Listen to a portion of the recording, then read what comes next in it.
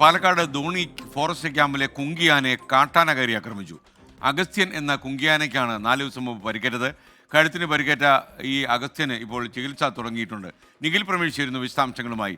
Nikhil, good morning. പറയൂ, കുങ്കിയാന കിടുവ പിടിച്ചു എന്ന് കേട്ടിട്ടേ ഉള്ളൂ. തീർച്ചയായിട്ടും സ്കെയിൻ, ഗുഡ് മോർണിംഗ്.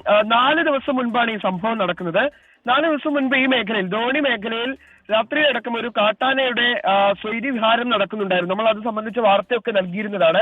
ജനവാസ മേഖലയിലേക്ക് അടക്കം എത്തിയ കൊമ്പൻ എന്നാൽ അന്ന് ധോണിയിലെ ആന ക്യാമ്പിലും എത്തി എന്നുള്ള, ഫോറസ്റ്റ് ക്യാമ്പിലും എത്തി എന്നുള്ള വിവരമാണ് ലഭിക്കുന്നത്. ഇവിടുത്തെ സംരക്ഷണ വേലി തകർത്ത് ഈ ക്യാമ്പിനകത്തേക്ക് കയറിയ കാട്ടാന അവിടെ അനുസരണയോടുകൂടി കഴിയുന്ന, മുൻപ് നാട് വിറപ്പിച്ചിരുന്ന അഗസ്റ്റിൻ എന്ന കുങ്കിയാനയും ആക്രമിച്ചു എന്നുള്ളതാണ് പുറത്തുവരുന്ന റിപ്പോർട്ടുകൾ.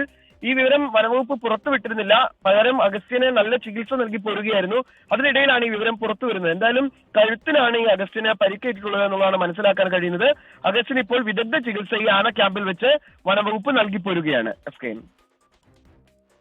നിഖിൽ പ്രമേഷാണ് പാലക്കാട് നിന്ന് വിവരങ്ങൾ നൽകിയത്. അഗസ്റ്റിൻ എളുപ്പം സുഖം പ്രാപിക്കട്ടെ.